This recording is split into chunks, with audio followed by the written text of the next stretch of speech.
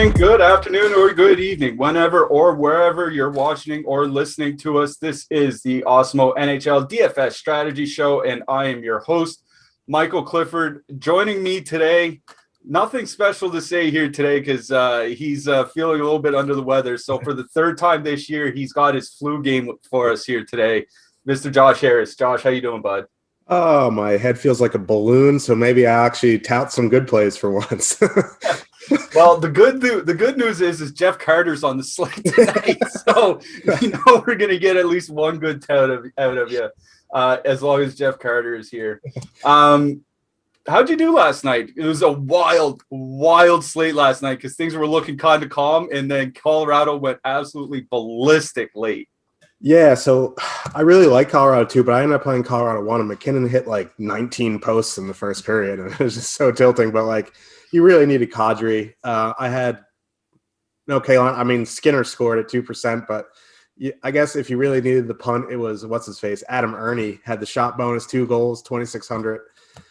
But I did all right. I'm pretty excited about this slate, especially after looking at ownership. Normally, I don't look at ownership before I go on because I don't want to make my calls biased, but like there's some wild ownership tonight on some lines like that I'm not even on. Yeah, there is some interesting ownership tonight, and we'll talk about that. Yeah, last night's slate was absolutely just crazy. Like you mentioned, the McKinnon post, that was a big thing in the first period. I think he hit the crossbar and then the post like a couple minutes apart, 2 inches away there from completely changing the slate. That's just hockey. Anaheim, they put up 4 goals. Adam Henrique had himself a good night in the first period. Yeah, so the Ducks did their thing.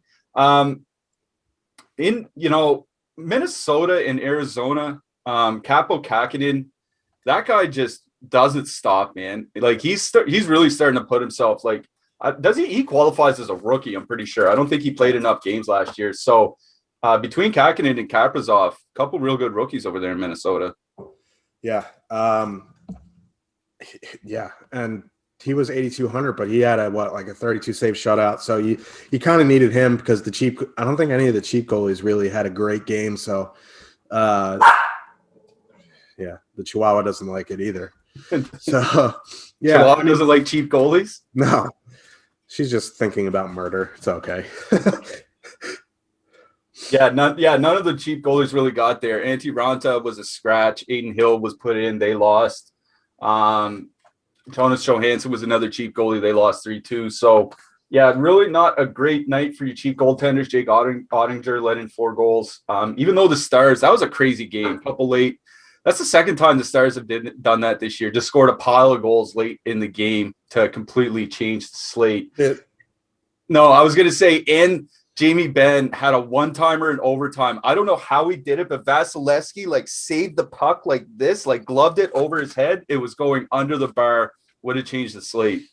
Yeah, the thing about Ottinger, he finished 2 saves short of the bonus, and he got the overtime loss because they lost in the shutout. So he had almost 15 DK points. So he didn't kill you, but Kakinen had almost 30, I think. So it was really him to be in the optimal.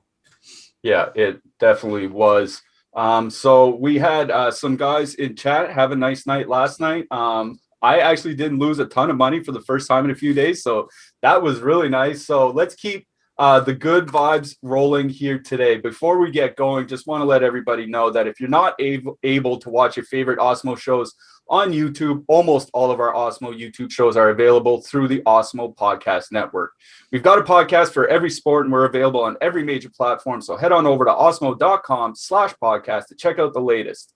Leave a 5-star rating and a review on one of our podcasts with your Twitter handle or email address, and you'll be eligible to win a free week of Awesemo Plus Platinum. One winner will be awarded every Friday, and reviews will be eligible to win for up to 1 year. So you could win this summer, you could win this fall, you could even win sometime next spring. So just head on over to awesemo.com/podcast, check out our latest pods, leave a 5-star rating and review with your Twitter handle or email address for a chance for a free week of Awesemo Plus Platinum.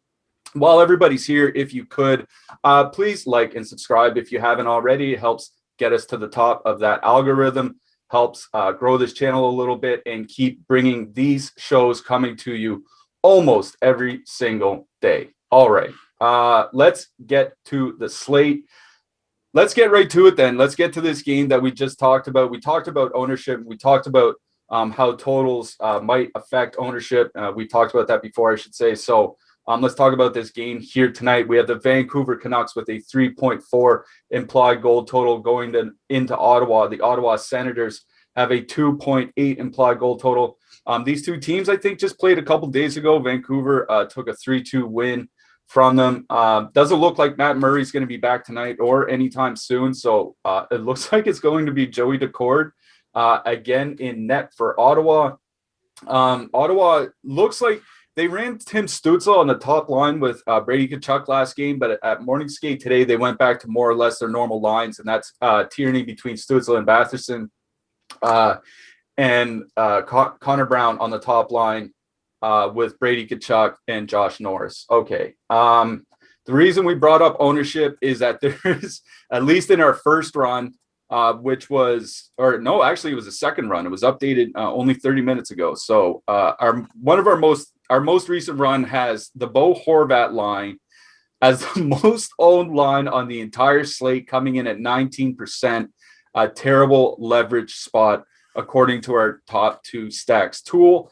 And then we have the Vancouver second, quote unquote, second line, whether you want to call them the second or first, the JT Miller, Brock Besser line. We have them as one of the 10 most owned lines, double-digit percentages as well. So if our current ownership runs are anything to go by, about a third of the field is going to have the Vancouver top six somewhere in their lineup. So what are you doing with that ownership? What are you going to do with Vancouver? What are you going to do with Ottawa? What are you going to do with this game? Because it seems like one of the more important games on the night. Yeah, it's early, so it could be an early night, or we could get ahead of the field pretty early. I'm off Vancouver tonight. Jimmy Vesey got claimed there, and he's driving to Ottawa from Toronto. Yeah. So he could even slot into the top six. He's probably not in the player pool, but that's something to keep an eye on. But if the Bo Horvat line is going to be the top owned line of the night, I didn't have any interest in Vancouver tonight anyway, but this gives me more confirmation to fade them. Horvat, Pearson, Virtanen, their numbers aren't great. They have a 44% Corsi 4, and they're going to get the Tierney line, which, granted, isn't great, but their possession numbers are okay. So, at a 5-on-5, I just don't want to play Horvat, Pearson, and Virtanen at close to 20%. There's other lines that I would absolutely put in at 20%, but this is not one of them. And then, the second line, JT Miller, Besser, Hoglander, from name value perspective, it's nice, but JT Miller is not an NHL center.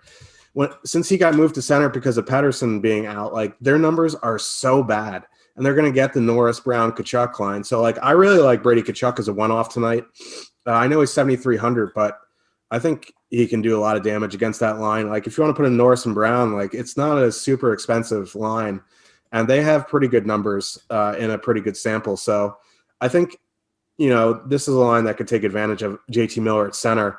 I understand why there's going to be some ownership on Vancouver, right? They have a high total. They're playing the Senators, who are not a good team, but at that ownership, I just don't want anything to do with it. And then this third line going into the Horvat line, Stützle and Batherson, I like them as a little mini as well. You get power play one, you can put them in with Brady.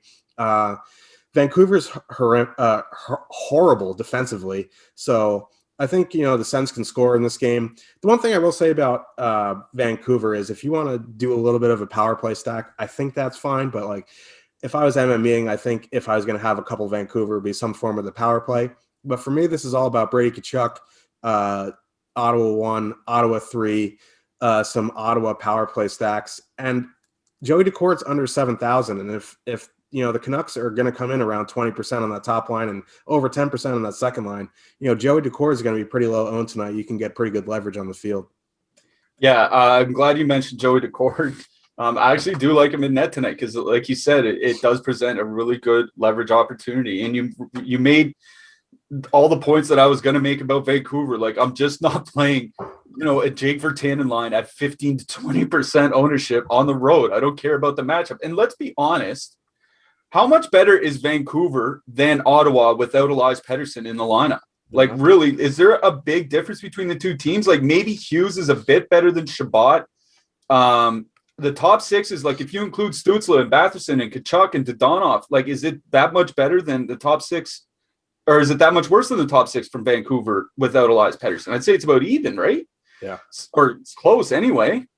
So, like I said, like, without Elias Pettersson, I view these two teams as somewhat equal.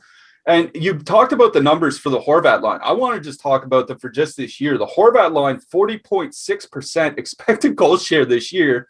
The Besser line, since it was put together after Pettersson's injury, 39.6% expected goal share. These are AHL numbers. Like, this team is just getting steamrolled. Ottawa is not, like you said, they're not a good team, but one, they're at home, and two, they're not that much worse, if not better, than this Vancouver team. These are just two bad teams. That's flat out what it is. I'm with you with Vancouver. Like, I would power play stack if I stack anything here.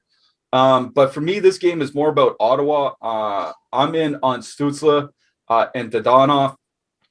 Vancouver is top 10 by time shorthanded in the last week. In the last 3 weeks, sorry. So you might be able to get some decent ownership on some sort of Ottawa power play stack. Remember, I talked, I think last weekend about, doing like a Dodonov, Kachuk, Shabbat stack if you're worried about heavy ownership on a Batherson Stützle duo. Even though we don't have much ownership pretty much across the board on any of the Senators right now. We have Brady Kachuk at 9%, and that's about as high as it's going to get or for the forwards anyway. Like, we have Shabbat in double digits, but Batherson down around 1%, Stützle down around 2%, Dodonov a little bit higher, around 6%.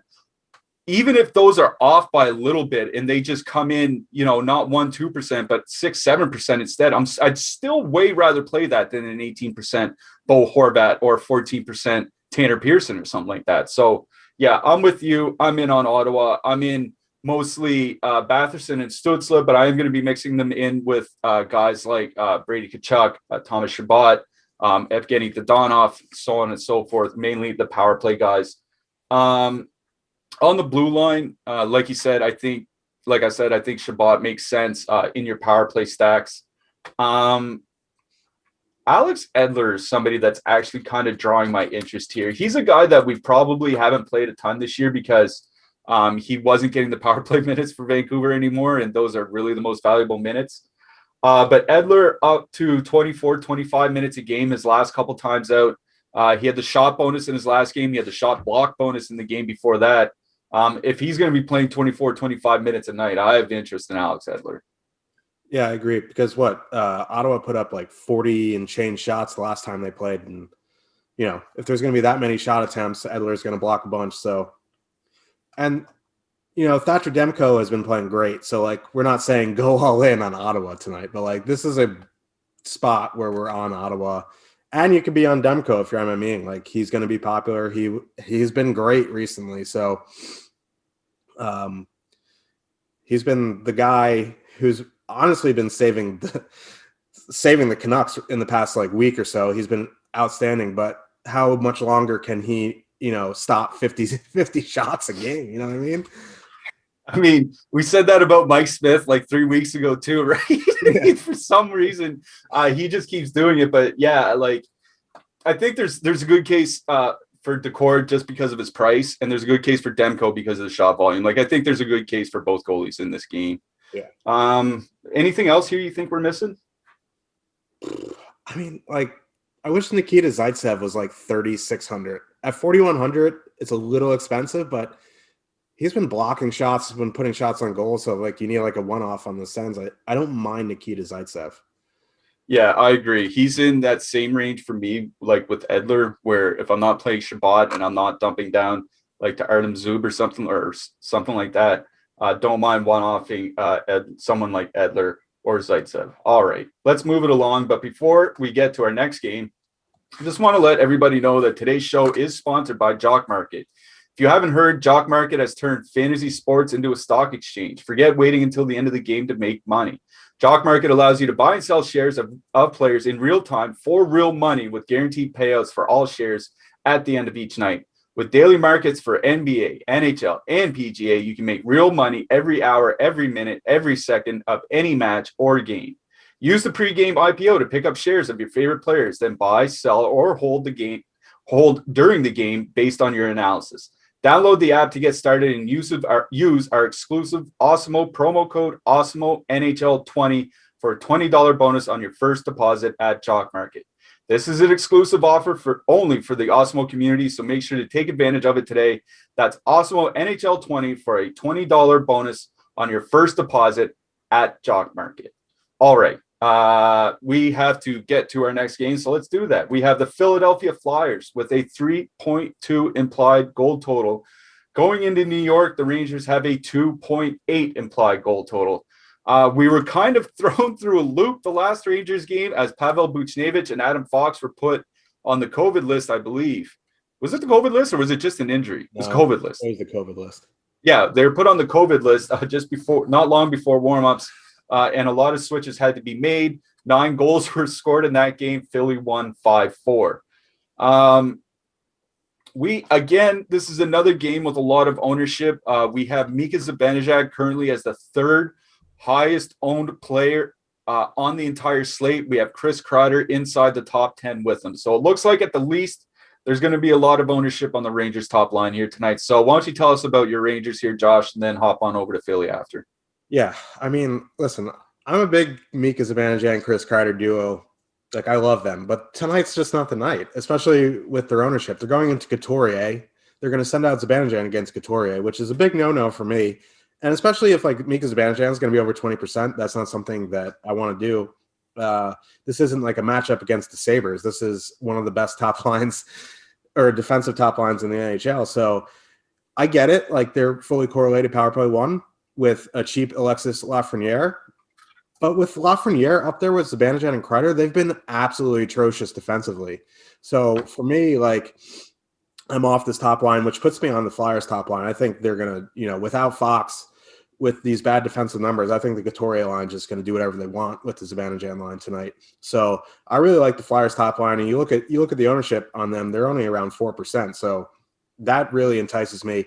And their prices come down. They're not like 21 and change anymore. They're 19.2, which is a bit more manageable. It is kind of funny to put in $7,200 James Van Riemsdyk. Like, it feels weird. Like, it's not 2008 or something, but like, you got to put him in. Like, him and Couturier power play 1. Joel Farabee has been great this year. He doesn't get the top power play minutes anymore, but he's been great for the Flyers.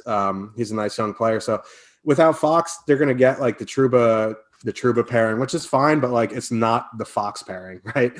Like, with Fox off the ice, the Rangers are just pathetic defensively, like absolutely pathetic. So like, I really like the Flyers top line. I like, Flyers power play stack. I think you can do either unit, like, which really puts like the Flyers third line in play. Giroux, Patrick, Voracek. They fully correlate power play 2. They're going to get the depth of the Rangers, which is, a bit rough. So I don't mind that as a filler. And then on the Rangers side, like, if I was going to go to the Rangers, I think it'd be that second line, like a Strome Panarin. Like, Panarin's been carrying the Rangers on their back. Like, he's just been incredible since all season. And I know he was out for that political hit job or whatever that was, but he came back, he had a 3-point game. I think, Strome Panarin is where I go for the Rangers or some kind of power play stack, because the Flyers goaltending has been really suspect lately. So I get why there's some ownership on the Rangers. They're coming off a game where they scored a bunch of goals, but I don't think it's going to come from the top line. I think it'll be the second line or some kind of power play. Yeah, I do like the call on the second line a little bit better here. That first line matchup is just an absolute nightmare. And I like that you brought up Adam Fox and how important he is to the Rangers.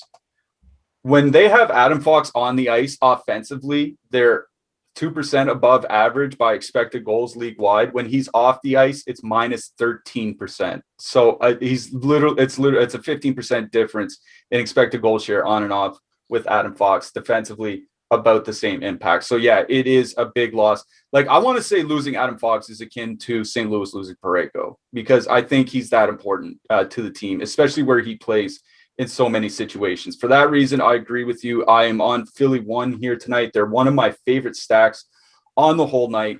The power play is something worth talking about because you did mention that Joel Farabee is down on the second unit. So if you want a power play stack with Couturier and Van Riemsdyk, Shane Gostisbehere was the defenseman on that PP unit last game. If you want to stack on the other unit, then it's Ivan Provorov. One thing I want to mention, like the ownership on Mika Zibanejad, okay, it's well over 20%, and I get it based on what he did last year. But if you look at his play driving numbers this year, they're just brutal. Like his expected goals, play driving numbers are full standard deviation below the league average. Like they're just not good. So that like him losing Pavel Buchnevich, who's probably been, I don't want to say their best forward because Panarin has been pretty good, but Buchnevich has been pretty close to their best forward this year. Losing him off the top line, I think that's a huge loss for them. So yeah, back to Philly 1. Philly 3, I do have interest in as well because I think they just run over the depth from the Rangers and they're correlated on the power play. So you can throw in your Philly 3 with Provorov, get a nice stack in a good spot. So that's where I am on this slate. Philly 1, Philly 3. I do like the Rangers 2 call. I don't think I'm going to get to them personally here tonight, but I would have no problem using them. Defensemen, I think there are a lot of defensemen in this game that are probably worth talking about. Like I'm definitely correlating, my Couturier with Gostisbehere and my Voracek with Provorov. I'm definitely getting some one-off Trouba, but I think there's even more than that to like in this game. Yeah, I agree with all those points. And then Andre Miller, 3,200. I think you can play. He's going to see a ton of minutes with that Trouba pairing.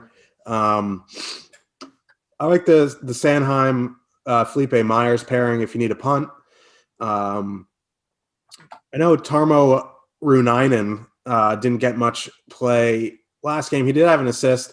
He like showed up right before the game time because he drove from Hartford, which isn't a far drive, but like those guys were late onto the COVID list. I think for a min price punt, I think I'd rather play him than Lieber Hijack or Hayak, however you pronounce it. So I think there's a lot of defensemen in this game. Justin Braun, min price, he gets some minutes. But personally, like outside of Provorov, Gostisbehere, and Trouba, it would be the two favorite are Keandre Miller for the Rangers and then Sanheim for the Flyers. Yeah, Keandre Miller was the guy that I was really looking to because his price had come up a bit in recent games. I think he got not to like 36 or 3,700, but he's back down to 3,200 here tonight. And he was playing 20. I think he played 24 minutes in the last game. So, yeah, anytime you can get a guy with that much ice time for 3,200 on DraftKings, I think you kind of have to go for it. In net here, like Georgiev, he's kind of catching my eye because of his price. He's 7,400, I believe. But the thing is like it's not really a great spot, right?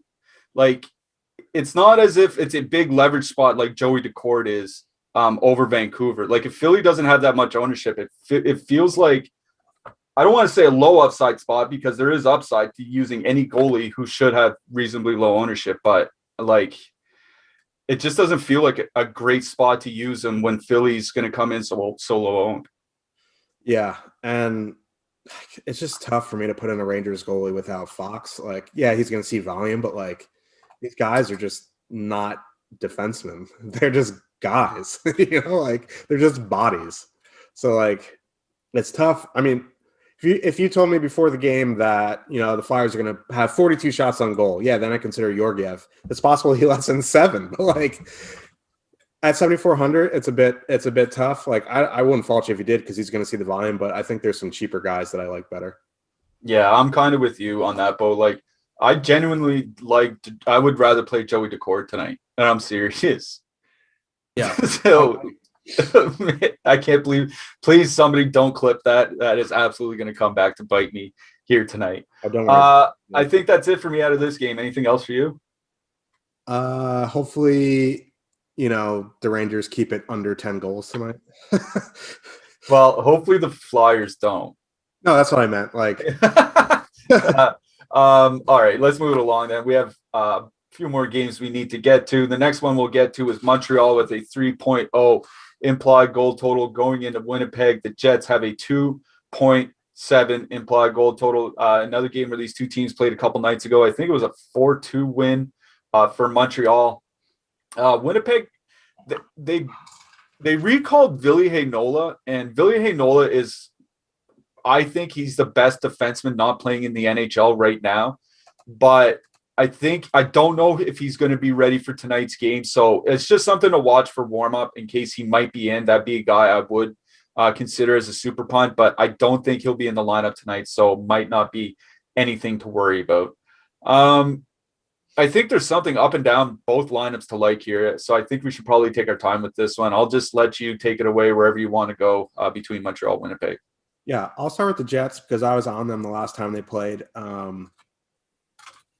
And I'm probably on them again with Paul Stats with Scheifele and Wheeler. Like, they're still reasonably priced. Like, they're only 15.8 as a full line. They're fully correlated power play 1. They're going to get Drew N, Kotkaniemi, and Josh Anderson.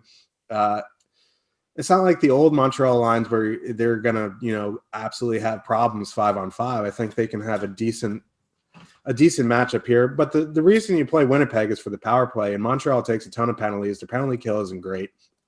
Montreal had 2 power play goals.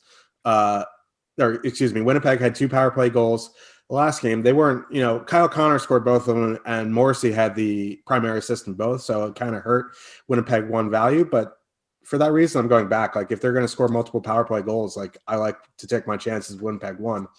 And then, Winnipeg 2, they're probably going to get the Danault Tatar Armia line, which is okay. Like, they have a 46-minute sample. They haven't been super good defensively, but Connor is expensive. Ehlers is expensive. Dubois over 4,000. Like, if you want to put in Connor in a power play stack, that's fine. I think I'm going to be under the field on Winnipeg 2 here. I like Winnipeg 1 better, 5-on-5 and power play. So that's where I'm at for that. I'm not a huge Morrissey guy. He did have the 2 assists last time. I prefer Pionk as a one-off.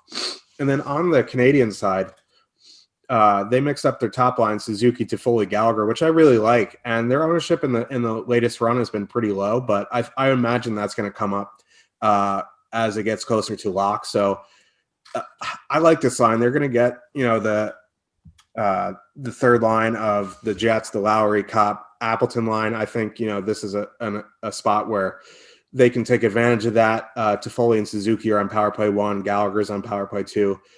So I think you can put them in with Weber at 5,000, or even Petrie 5,800 if you want. I prefer Weber here. So I think this game is Winnipeg 1, Winnipeg power play, Montreal 1. I also don't mind that third line is a cheap filler that I think if you're trying to jam in like an Edmonton power play, you can take pieces from. Yeah, I'm very big on the Winnipeg power play again here tonight. We mentioned Winnipeg lost 4-2 in this matchup a couple of days ago. Their 2 goals were on the power play. So obviously they can make hay, especially like you said, with Montreal being one of those teams that keeps taking so many penalties. One thing I want to bring up, you were right about the line matching typically, but in the last game specifically, they ran out the third line against the Tatar Danault Armia line a fair amount. And the Tatar Danault Armia line just absolutely ran them over. So I am going to have some Tatar Danault Armia, probably some mix 2-mans in there because there are expensive spots elsewhere on the slate I want to pay up to. So I am going to go a little bit on that Montreal 3. For me, for right now, mostly out of this game, it's Winnipeg power play stacks, but I'm with you on Suzuki, Toffoli, and Gallagher. I'm going to wait to see where that ownership is in about 2 hours' time, because if that ownership stays at around 5%, I'm absolutely going to get some Suzuki, Toffoli, Gallagher stacks, like just 1 or 2, but I'm absolutely going to make sure I have that line somewhere, because I agree with you. I think it could be just a fantastic line if they stay together. Obviously, Gallagher, a perennial 25 to 30 goal scorer. It's just, Toffoli's one of the best goal scorers in the league this year. It'd just be a really good line together. So I am going to wait to see what they do there. Like stacking Montreal, sometimes it's just hard, right? I noticed their second power play unit has 1 forward from 4 different lines on it. So like if you want a power play stack, you have to stack the first power play. You can't power play stack the second one, not really anyway. So for me, like I'm just mostly out on Montreal except for 3, and I'll be in on Toffoli and Gallagher, assuming that ownership doesn't move. I'm going to see where that goes in a couple hours. So mostly it's just Winnipeg 1 for me. Montreal is still amongst the most penalized teams. Winnipeg, their top line plays almost every single minute together. So I really like that Winnipeg top line again here tonight. On the blue line, one guy that's really catching my eye is Brett Kulak. He's been up to like 20, 21 minutes since Ben Sherratt got hurt. And they're basically running a top 4D of Edmondson, Kulak, Weber, and Petrie. And then the other 2 guys are just playing like 12, 13 minutes. So I'll play some Kulak at 20. I think he's been priced on DK as one of my defensemen. I do have Petrie in with some of my Tatar, Dano, Armia stacks. I don't think I have a single Winnipeg defenseman. Actually, I should say that. I think I have Morrissey in one lineup, but I don't have a lot of Morrissey here tonight. Yeah, I mean, I get it. Like the Canadiens' penalty kill is bad, and he's coming off a game where he had 2 primary assists, but like he's just not great. And I like Pionk is kind of the one-off that I want to go to. He's just kind of in no man's land in price though. So like if Heinola is in, like yeah, I maybe consider him as a min-price guy, but I'm off the Winnipeg Jets defenseman tonight. Yeah, I can't really fault you there. There's really just not a whole lot to like. Goalies both under 8K. I think Carey Price at 7,500 on the road doesn't really make a ton of sense, but I think Connor Hellebuck 7,500 at home does. Yeah, I like Hellebuck again tonight. That price at home, I think is. I probably, if I'm going to play Winnipeg, I might correlate with Hellebuck. I don't know if I would want to one-off him. In MME, yeah, I probably have some one-off Hellebucks, but for me, it's going to be a correlation play with the Jets. Yeah. Don't mind some one-off Hellebucks just because he is cheap, but I probably would prefer to use him in some correlated lineups. All right. Before we get to our next game, just want to let everybody know that we have some free stuff up on the site. We usually do almost every day. Today, we have some stuff to help the NBA guys out. We have our NBA big board up for free on Awesemo.com, and we also have NBA Super Draft projections. So anybody that hasn't played on Super Draft yet and wants to check it out, or anybody that's playing on there currently, we have our NBA Super Draft projections up on the site. We also have PGA golfer rankings for this week, and we have our NHL top stacks. So we just talked about the Horvat line being way over-owned in our top stacks tool not long ago. If you want to check that out for yourself, just head on over to Awesemo.com, and our NHL top stacks tool is free for the day. All right, let's move it along. San Jose 2.5 implied goal total going into Vegas. Vegas has a 3.5 implied goal total. Vegas has both Chandler Stevenson and Alex Tuch as game time decisions. We were in the situation with Chandler Stevenson last game where he's a game time decision and way more expensive than Cody Glass. So it's not necessarily easy to make lineups at the moment when we don't really know what that lineup's going to look like in 6 hours time. But what I want to mention about that last game is that with Stevenson out, they used that Marchessault line as the shutdown line. And that went up against San Jose 1. And that would give Vegas 1, the Pacioretty Stone line, the depth from San Jose. And I think that's very intriguing on a slate where there are a couple of super expensive spots where people, or at least one super expensive spot where people are gravitating to. Geez, I can't spit my words out today. So I think there's a lot to like here, at least on the Vegas side. There may be even something on the San Jose side. So what do you have, Josh? Yeah, I'm big on Vegas 1 tonight. Even if you don't want to put in Glass, that's fine. Like, if Stevenson's out, let's just say, I'm not huge on Glass. He's 3,400, so he's not going to hamper the price down. Like, he's not going to make it expensive, so I think you could put him in. But for me, if I'm going to go to that Vegas top line, I'm going to do Pacioretty, Stone, and Theodore 3-mans. If you can't get in Theodore, I think Alec Martinez is fine. He doesn't get the power play time, but he's been playing a ton of minutes.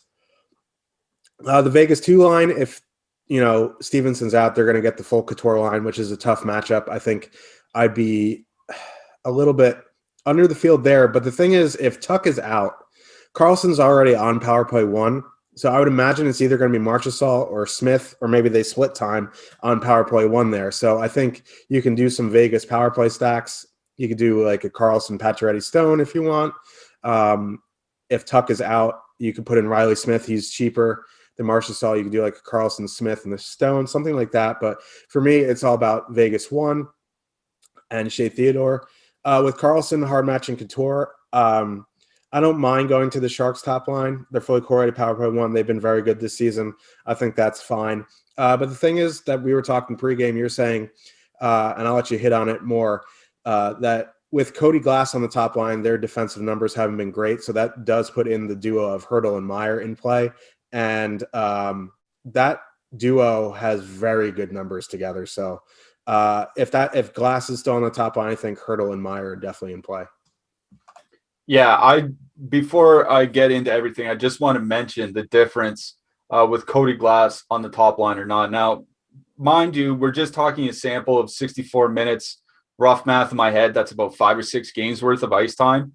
But Cody Glass centering Stone and Pacioretty, a 50.6% expected goal share, which actually isn't bad.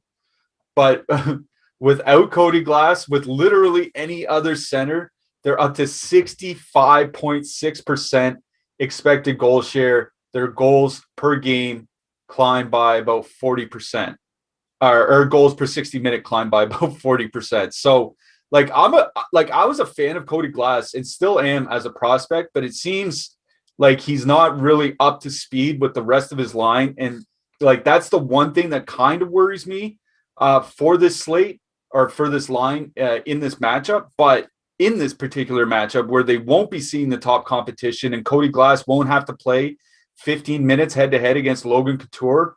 Rather, he's going to be able to do it against Matt Nieto or whoever San Jose has on the third line. That kind of makes me align with you. I'm going to be on Vegas 1, Stone, Glass, Pacioretty. If Stevenson's in, I'm probably just going to have to, I'm just not making a ton of lineups Glass, first of all. I'm leaving him off some of my stacks altogether, especially where he's not on the power play with him. And the other one, I'll just kind of eat it.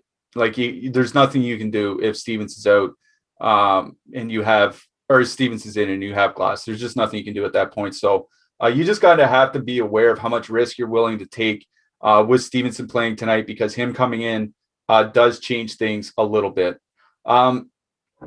But I wanted to mention how that line has done with Glass there, because it makes me want to play San Jose 2 a little bit. Hertl and Meyer are, I just checked ownership and they're both coming in under 3%. And Hertl and Meyer have been reasonably good this year together. And if that Vegas top line is below average defensively because of Cody Glass, I kind of want to take advantage of that and get them at a low ownership on a small slate.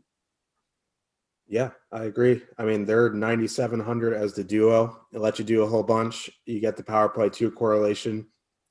I like it. I'm a big Hertl guy. I love Thomas Hertl, so yeah, you don't have to convince me. Okay, good. Yeah, so we're both going to be on Hertl and Meyer here tonight. Defenseman, Alec Martinez probably warrants a lot of consideration because of his minutes and his price. But Shea Theodore's price is still relatively reasonable. Or do you like any of the puntier guys here? No, I'm on the expensive ones, Martinez and Theodore. I mean, Zach Whitecloud min price, I guess, if you need a min price guy, but I don't know. I'm gonna focus my Vegas lineups with Martinez and Theodore. Yeah, can't disagree with that. Are you going? It's Dubnyk starting tonight. I was gonna ask if you're on Party Marty, but it's Dubnyk. So, Dubnyk 7K. Do you chance it? I'd be more likely to play Dubnyk than Martin Jones. I know there's the argument if you take a deep dive on the numbers that Dubnyk is worse than Martin Jones. So they're probably the worst duo in the NHL, but it hurts less to put Dubnyk in the lineup than it does Martin Jones. So I agree with you, man. It feels like at least Dubnyk has a track record of sustained success, right? There's been nothing like that for Martin Jones. Yeah, like Dubnyk has like that few seasons in Minnesota where he's like, okay, like he's an actual goaltender here. Yeah. Like Martin Jones just has these lapses where like he gives up 3 goals on 9 shots and he's in the showers before you can sit down with your popcorn. So like, Yeah. Yeah. So yeah. Okay. Not gonna argue with the logic on that one. All right. We are going to move along to our next game, one that might see a fair bit of ownership as well. We have the Edmonton Oilers with a 3.0 implied goal total going into Calgary. Calgary also with a 3.0 implied goal total. I think Calgary's might have actually came up a bit through the day. So maybe people are liking the Flames here tonight. I'll tell you, man, they have looked good under Daryl Sutter. And that's one thing I want to mention before you go into your deep dive. I was never a fan of the Kings firing Daryl Sutter. And I even said so at the time. I wrote this on Twitter. In Daryl Sutter's last season with the Kings, they were second in the NHL by 5-on-5 adjusted Corsi share. In the 95 games after he was fired, they fell to 19th. It was the same team. Like, obviously, he had a really good impact, and he got the most he could out of what was a really bad Kings roster at the time. So when I look at Calgary's numbers and see that they are rocking like a 59% expected goal share in 5 games or 4 games under Sutter or whatever it is, that doesn't really surprise me because Daryl Sutter, I think, is a really good coach who can get a lot out of his players. So Calgary playing well doesn't surprise me. And actually, it's pushed me a little bit off Edmonton here tonight. I think this might be the lowest amount of Connor McDavid I've had on any slate this year. yes. And the one thing I will say about the Oilers, at points last game, they went back to McDavid, Nugent Hopkins, Puljujarvi. So that's something to keep an eye on. I know they are practiced or had morning skate with McDavid, Draisaitl, Yamamoto, but they did at times go back to Nugent Hopkins, Puljujarvi. That's something to look at going forward because Nugent Hopkins, Puljujarvi, way cheaper than Draisaitl, Yamamoto. And I do agree with Daryl Sutter as a coach. Like, yeah, we make fun of him because he looks like a Muppet, but like he's a good defensive coach. He made sure to avoid the Monahan-Gaudreau line. He made sure to like steer that clear of anything McDavid because they will just get steamrolled. So the McDavid line saw some Lindholm, Kachuk. They saw some Mangiapane, Backlund. I kind of like the Flames tonight. Like, I've been off the Flames all season, but like this is a good spot. Like, Mike Smith has come back to earth. Like, doesn't have like a 9.6 save percentage, something ridiculous like that. He allows goals. I think you can build some double Kachuk lineups tonight. I like this Lindholm Kachuk line. I won't, bash Dubé. We've done that, been there, done that. And he has like, a 9-goal game and it just buries you. But like, I don't mind Lindholm Kachuk. I also like Monahan Gaudreau. If they're going to avoid McDavid, they're going to get a depth line of the Oilers. The Nugent Hopkins, Puljujarvi, Ennis line there haven't been anything special defensively. So I think you can put them in. And I really like this third line. The Mangiapane, Backlund, Lucic. They're not going to see their full time against McDavid, so they're probably going to get some of this Gayton Haas, Chiasson Neal line. So, like, people will correlate on the second power play. Their numbers have been very good this season. Yeah, Lucic is whoever Lucic is. He's a future version of Brad Marchand. So, like, it is what it is. Like, he's just going to park himself in front of the net. But, like, at 2,500, he's not going to kill you. Mangiapane is one of my favorite players on the Flames. He started for 100. Backlund's reasonable, 4,200. This line's super cheap. Their numbers are great. Edmonton depth isn't great. Mike Smith is bad. So, like, I think I just talked myself into a bunch of Flames today. I'll let you take it now. Yeah, all of a sudden you're 100% Andrew Mangiapane. Okay. Yeah, no, I'm glad you mentioned the line matching because I think that is important. Like, they did everything they could to keep Gaudreau away from Connor McDavid, and that was definitely the right call. But that kind of brings that Gaudreau Monahan line into play for me, right? Like, if you're not going to see any of Connor McDavid, like if you're going to see nothing but the Edmonton depth, I kind of like that. So I do like Gaudreau and Monahan a little bit here tonight. My favorite line actually is Calgary 3.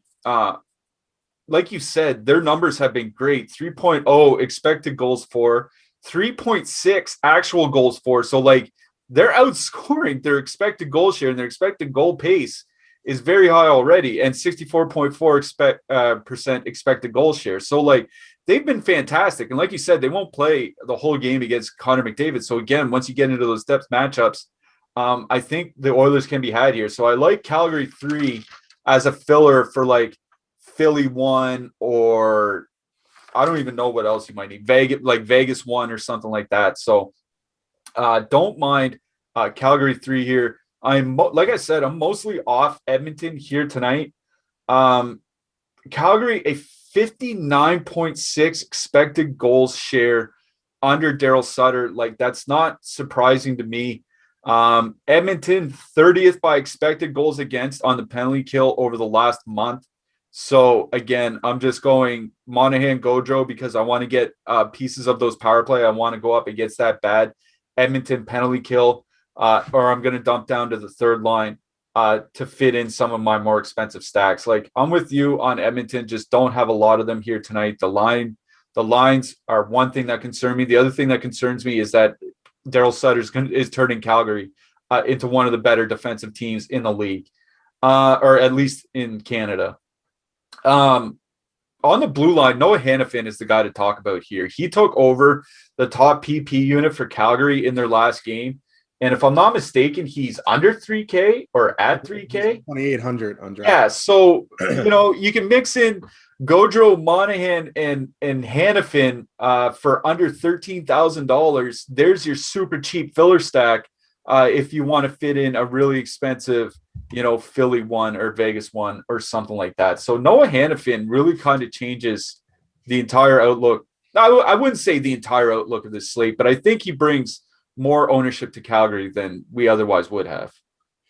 Yeah, and I think a way to get a little bit different, because Hanifin's definitely going to be popular. If you are using that Calgary third line, I think you put him in with Mark Giordano. He correlates on that second power play unit. He's 5,300, so he's someone to go to. But yeah, I agree. Noah Hanifin is going to be a problem if you're building with Calgary, because I think that's the chalk you have to eat, right? Especially if he's on the top power play. I'd rather eat cheap chalk on the blue line than expensive chalk somewhere else. So Hanifin, if you're using any of those top two lines, I like Giordano as a nice correlation play with the third line. Yeah, the thing with cheap chalk is that if you miss out on cheap chalk, your slate's done. Yeah. Like if you miss out on Kyle Connor here tonight, Kyle Connor has a couple goals, that might not be a big deal. But if Noah Hanifin has a couple goals, you may as well close your laptop. So you know what I mean? So might want to get some of that cheap chalk here tonight. Jacob Markstrom in net, a little bit of Jacob Markstrom. Yeah, I like Jacob Markstrom. I've been a Markstrom guy. I was 7,700 at home. Like, it's a little bit expensive, so he's probably going to go overlooked a little bit, especially because it's a perceived tough matchup. But Markstrom's one of the better goalies in the NHL. I know we get crap for saying Gibson's one of the best, but like, Markstrom's legitimately a top 10 NHL goaltender. He's at home. They've been a good defensive team under the Muppets. So yeah, I like Markstrom. Yeah, I like Markstrom here as well. I'm not in on Mike Smith so much. All right. We've got one more game left, but before we get there, just want to let everybody know we've got another little deal here for you. The NCAA field is set, and we have you covered here at Awesemo. If you're looking to get in on some March Madness DFS, you can get access to our projections with the Shamrock promo we have going on right now. You get 50% off an Awesemo Plus Platinum Weekly Pass, or you can purchase our March Madness DFS package separately for $29.95. And that gives you access to the entire tournament from tip-off on March 18th to the National Championship game on April 5th. Should also check out our Odd Shopper tool at oddshopper.awesemo.com to help you find the best tourney betting lines across all the major sport books legal here in the United States. Finding the best value on a line could be the difference between a win or a loss. Make sure to take advantage of that free tool we are offering. That is promo code Shamrock if you're looking at 50% off an Awesemo Plus Platinum Weekly Pass, or the March Madness DFS package that can be purchased for $29.95. Now, this is the last day to take advantage of that. So if you want to take advantage of our 50% off Awesemo Plus Platinum Weekly Pass, head on over to awesemo.com with the promo code Shamrock. And if you want to stay up to date on the latest NHL DFS news, check out our Twitter handle, Awesemo NHL. It's where we have everything that we post, from our articles to our videos to some news updates. So we might have had an old NHL account that you may have been following last year. Our new one is just Awesemo NHL. So head on over there if you want to catch up on all the latest stuff we have going on at Awesemo NHL. All right, we have about 5 minutes left. We have about one game to get to, so let's get to this one. We have the St. Louis Blues with a 3.0 implied goal total going into Los Angeles with a 2.5 implied goal total. They were supposed to play on Sunday night, I believe, but it was canceled due to weather. They had Oli Mata hit the COVID list over the weekend, and then some players got sick, but they said it wasn't COVID related. I just want to make sure everybody knows that there are players, there's at least one player on the COVID list. There are players that they've admitted are sick on the team, but they're saying it's not COVID. All I'm saying is that there could be some funny stuff at warmups. Make sure that if you stack out of this game, that you're paying attention to warmups just in case. St. Louis is starting to get healthy. Tyler Bozak is going to be back in the lineup tonight on the third line for the Blues, but they still have no Jaden Schwartz. They still have no Colton Parayko. They still have no Robert Thomas. There might be something from both sides here, so I'll just let you talk about what you want to talk about. Yeah, so Perron's back with O'Reilly and Sanford, and the first thing you know is David Perron, 7,000. Like, David Perron's 7,000 going into LA against Kopitar. Yeah, Alex Alfalo's not there. Adrian Kempe is, but that's still a good line. I don't want to go against Kopitar, so that kind of takes me out on the St. Louis top line.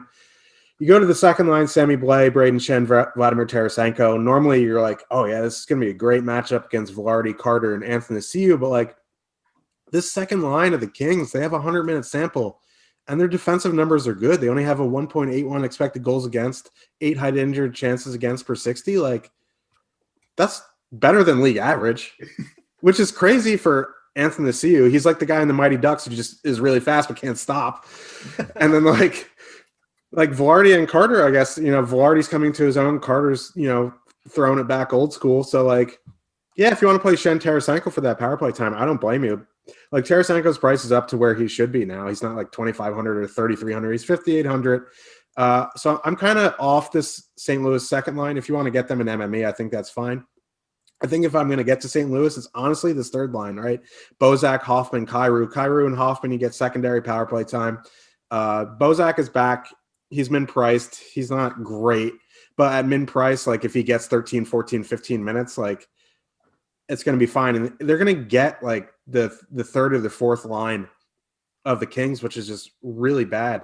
Carl Grundstrom, Trevor Moore, Blake Lizotte, like, they have in a 50-minute sample, they have a 3.5 expected goals against. And, like, this Blues third line probably won't garner much ownership. I kind of like them as a filler stack. But as a whole, I'm kind of underweight on the Blues in this game.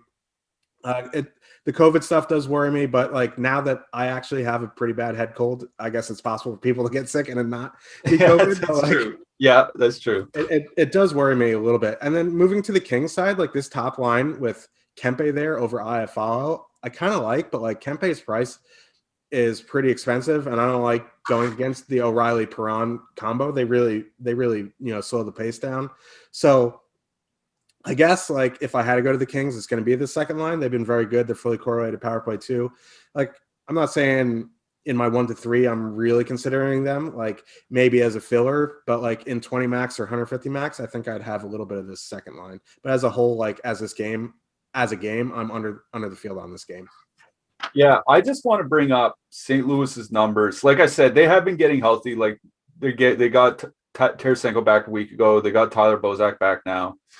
But since Colton Parayko's injury, they're 29th by expected goals against on the penalty kill, 27th by actual goals against on the penalty kill, 20th by 5-on-5 expected goals against, and 26th by actual goals against. So without Colton Parayko, this has been a bottom 10 team defensively at all strengths.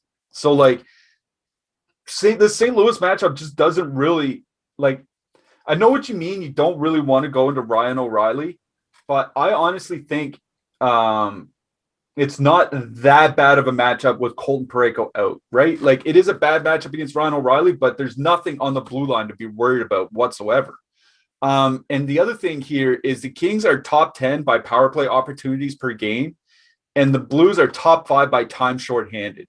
So, like, if the Kings get a ton of power plays here tonight against a penalty kill that's just been horrific for weeks now, I kind of like the Kings top line. Like that's my reasoning is that I think there's a chance they get like 4 or 5 power plays here tonight, and they can really make hay. Like I'm not going insane on the Kings top line. I think I have 15% of them, which is obviously going to be a lot lower than the field. But like you could if you're playing 150 lineups, if you have 15 of them with Kings 1, you'll probably be 3 times the field. So you don't need a lot of Kings 1 here to be good. So that's where I am on the Kings. Blue line, I'm out except for pretty much just Doughty and Falk. I like Peterson in that. Yeah, and just a quick point on the Blues, they've been pretty bad defensively, and Bennington hasn't been great. Like maybe he's actually not a good goalie, but that's a conversation for another time. I agree with you on the blue line correlating. So yeah, that's where I'm at. Yeah, that's where we are all at on this slate. All right, we're gonna get out of here. Before we do, I'm gonna give you guys my favorite value stack of the night. My favorite value stack of the night right now is going to be Calgary 3. And my hat trick pick is Joel Farabee. What do you have for us, Josh? Ottawa 3 and Pacioretty. There we go. Ottawa 3 and Pacioretty for him. I have Calgary 3 and Joel Farabee for me. All right. For our producer, Tyler, for Josh Harris, that'll do it for us here today. Thank you very much for joining us. Good luck tonight. Let's win some money. Do it.